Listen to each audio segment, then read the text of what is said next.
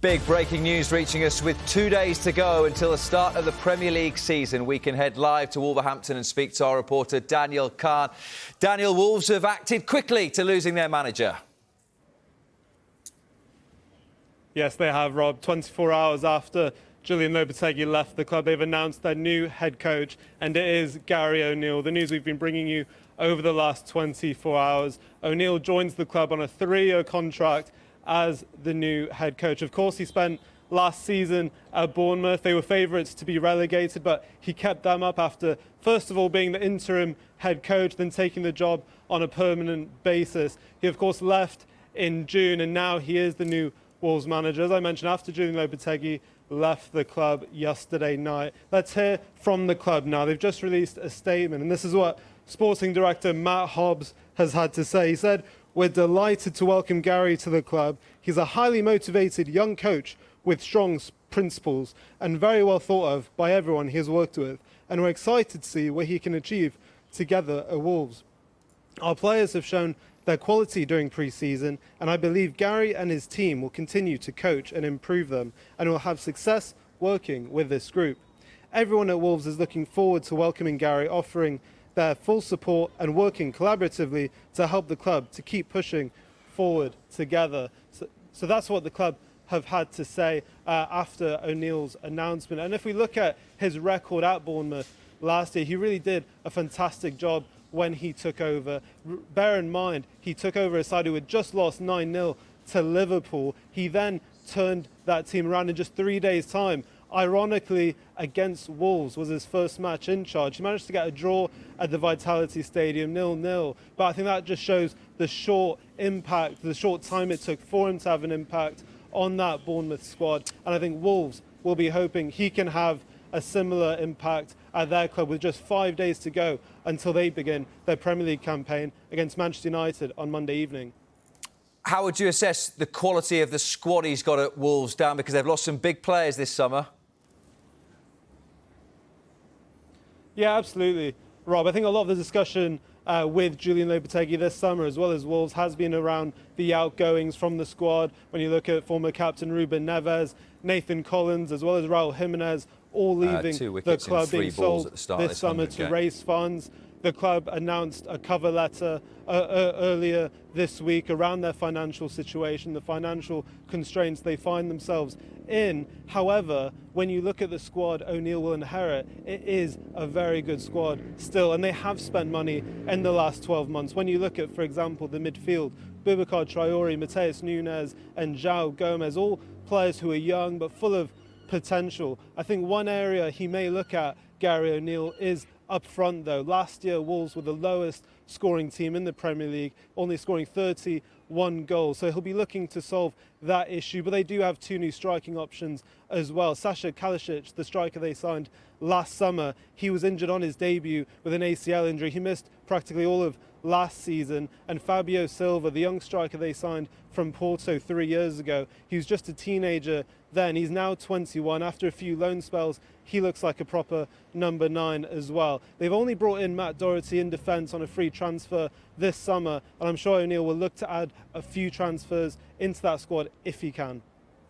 You mentioned that it was Manchester United first up, live on Sky next Monday. Dan, what about the rest of the start to the season for Wolves? Yeah, it's a really challenging opening fixture list for Wolves, Rob. And under Julen Lopetegui, where they cemented their Premier League safety last season was at home. And if you look at their first opening home fixtures, they play against Brighton, Liverpool and Manchester City. So those are incredibly tough fixtures. Then when you look at their away games, they have Manchester United, of course, live on Sky Sports on Monday evening, and then trips to Luton and Everton. And of course, we don't know what kind of challenge Kenilworth Road will be in the Premier League this season, but also Goodison Park at Everton is never an easy place to go. So as I mentioned, Gary O'Neill and Wolves will be hoping he can make a very quick impact on this side with just 5 days to go until the Premier League begins for Wolves against Manchester United on Monday. Dan, thank you very much indeed. And we'll get more analysis on that appointment for Gary O'Neill as the new Wolves manager in just a moment. Let's bring you some breaking transfer news as well, though, concerning Luton, who have signed the former England international Ross Barkley. 33 England caps. He's at the World Cup in 2014, and it is a free transfer following the expiry of his contract at Nice, where he was playing in Ligue 1 this season. We can bring you some quotes from Barkley. He says, "Why Luton? Well, going from the Conference to the Premier League is a great story, and for me personally to be back in the Premier League, it's a great motivation. I'm still relatively young, and over the last couple of years I've not played as much as I'd like, but I've reserved a lot of energy and looked after myself, so it's great to be here now as I've got a lot to show, but I'm ready and feeling motivated." Some quotes as well from the manager, Rob Edwards, who says Ross brings a lot of experience at the top level, has international experience and brings an X factor. He gives us something different. He has that ability to make something out of nothing, and we need that in the Premier League. He's got all the tools required to make a difference for us. So Ross Barkley arrives at Luton. Let's get some analysis on that, but also on the arrival of Gary O'Neill as the new Wolves manager, replacing Julen Lopetegui. Mark McAdam is alongside me. Let's start with Ross Barkley then. I guess Luton, having won that wonderful promotion last season, would have looked for players with Premier League experience, and Ross Barkley gives them that. Absolutely. And unfortunately for Rob Edwards, they've missed out on a couple of players as well. But certainly when you look at what Ross Barkley will bring, that energy, that creativity in the final third, great character, very popular member of the dressing rooms that he's been a part of. He's got Premier League experience as well, and that will be absolutely vital for that football club as they take on the monumental task of trying to compete against some of the best sides in world football. I love it as well because it's a deal that's been quite under the radar and announced by the football club. And in an era where so many transfers come out first on social media, it's great to see that Luton have been able to keep that one under wraps. But yeah, cracking signing. I think Rob Edwards will be delighted with that, and I know Ross Barkley will be chomping at the bit to prove himself in England, because some of his recent performances in the Premier League haven't been at his very, very high standards. He's a great player with so much to offer, and I think he'll have that bit between his teeth to say, look, I can still offer something at the highest level in this country. Yeah, started really well on a loan spell with Aston Villa. It sort of tailed off a little bit after that. Just to confirm, Luton have said it's subject to international clearance, having come from France. But he will, or should be available for the first game of the season against Brighton on Saturday, and will wear the squad number 6. Let's get on to Gary O'Neill then. We heard Dan Kahn just saying a few moments or so ago that he did a brilliant job down on the South Coast last season, and that is bang on because no one gave Bournemouth a prayer. What sort of team do you think he might create at Wolves? I think he'll create an exciting one. We know that they're under pressure financially, but I certainly think he's shown whilst he was down on the South Coast, he's got all the attributes to be a top-class Premier League manager. Like you rightly say, everyone expected Bournemouth to finish 20th in their first season back in the top flight, and Gary O'Neill overachieved in some senses because they finished 15th on 39 points. So immediately you look at the job he did and you think that was a box tick, a big positive. He did something that was against the odds and, you know, against what everyone in the footballing fraternity thought would happen. You know, everyone predicted Bournemouth to go down and they stayed up, and Gary O'Neill was a huge part of that. So that was a big positive. I think when you look at the squad that he inherited, they were going through a takeover. There were challenges whilst that was happening in terms of recruitment, so they couldn't spend huge sums of cash. And he picked up a side that had just been beaten 9-0 by Liverpool.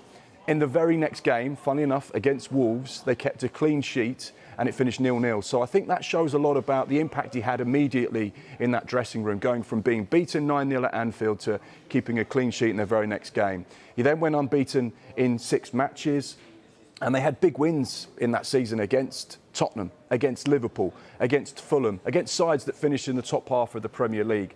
There was a spell which was around February, March, where they won 6 games in 9. That was crucial to them surviving. Liverpool at home, didn't they? They beat Liverpool at home. That was crucial to them surviving. So there's no question he's got so much. Let's take a look at some of the stats, Rob, that just tell you the story of Bournemouth's kind of season in the Premier League and the impact that he had on that group. This is the XG comparison. So the first 19 games of the season, 0.74 was the XG, the expected goals. You can see the last 19 games of the Premier League campaign, 1.33. So you can see immediately an impact that Gary O'Neill has had over a prolonged period of time. scoring more goals in the second half of the season than they did in the first half, and that was to be expected. So that's an important one that Wolves fans can look at and go, well, he's going to create a team that wants to score goals and get forward. The next graphic is about the points from losing positions. Now, when you're a side like Bournemouth operating in the lower reaches of the Premier League, it's always going to be a challenge against some of the big sides. But you can see the points that they picked up from losing positions were significant. This is the most distance covered. Now, I think this is fascinating because this gives you a real insight into the type of Bournemouth side that Gary O'Neill created. They were 5th in the Premier League when it comes to distance covered. So Leeds out in front, 111.03 kilometres per game. Arsenal, Tottenham, Everton. And then Bournemouth, you know, higher than the likes of Manchester City for distance covered. So what you're seeing there and what Wolves fans can expect is a high energy, high intensity team that will run and work hard, because that's one of Gary O'Neill's big philosophies. It's really interesting, though, that you talk there about covering a lot of distance and running and also recovering points from losing positions. To get your players to do that, man management, you would say, is very important. Yeah, when you speak to the Bournemouth players, he had a big impact on that dressing room immediately. They enjoyed training, they enjoyed working with him, they enjoyed the environment and the culture that he created. And there were some big positives from that season, despite him getting sacked in June this summer. There was a lot of positivity around the group, and the players felt like they were improving under Gary O'Neill. They felt like they had a chance to compete in the Premier League. Tactically, he was very astute, very aware as well. And that's where you look at the points from losing positions, because when you're losing a game in the Premier League, as a manager, you've got to find a way to win the match. You've got to do something. You've got to change the tactics, the formation, maybe make a substitution. Gary O'Neill was very astute with that and did some really good work during games, and you can see that in this graphic. Points won from losing positions. They've picked up 12 points. So it shows that they've got the ability to come from behind and pick up some significant points as well. And that was due to some of the tactics covered, some of the things he did during matches, and the impact that he had from the side of the pitch, which in the Premier League is crucial. Every single decision you make will affect the outcome of the game. Obviously, in terms of the negatives, and there aren't really too many, there was a few really tricky spells. The football club stood by him whenever things weren't going so well. Lost 4 out of 5 in the Premier League before the World Cup. Had a couple of positive results against Everton. The games after the World Cup, just 1 win in 12, 9 defeats. And the last 7 matches in the Premier League, 5 defeats. So there were some tricky spells. The job was done by them, wasn't it? The job was done. So there were some tricky spells, which ultimately led to him losing his job at Bournemouth. But I think Wolves fans can look at all of that positivity and they can see someone who's going to have to work within really tight budget constraints, a young group. They're not going to have a lot of money to spend in the transfer window, but can he galvanise that group in the same way he did Bournemouth? And you certainly would look at that and think so. Just the point actually on how much Wolves will have to spend, and just worth reminding people of part of an open letter that Jeff Shee wrote to supporters last week. Said, after a longer stay in the Premier League, we're at a stage where we must pay close attention to FFP and manage it well. So at least Gary O'Neill walks into this knowing the situation. He's not thinking, oh great, 100 million quid to spend. He knows what's going to be his budget, or roughly his budget, at Wolves. Yeah, they would have had an open dialogue with a number of the candidates that were interviewed. I think there was 4 or 5 that they'd actually spoken to before deciding that Gary O'Neill was the standout candidate for the job. And one of the big things, of course, any manager wants to know, what's the budget? What am I working with? What can I do to improve this squad? And unfortunately for him, because of FFP restrictions and financial things that are going on at the football club, he's not going to have a lot of money to spend to recruit players. So he's going to have to get incredibly creative. The backroom team and recruitment personnel are going to have to pull a few rabbits out of hats to give him the right tools to be competitive. But I think when you look at what Gary's done, he's a grass coach manager. He wants to be on the training pitch. He wants to improve players. He wants to have an impact in that way. I think Wolves have certainly got someone that will build a team that will more than compete in the Premier League.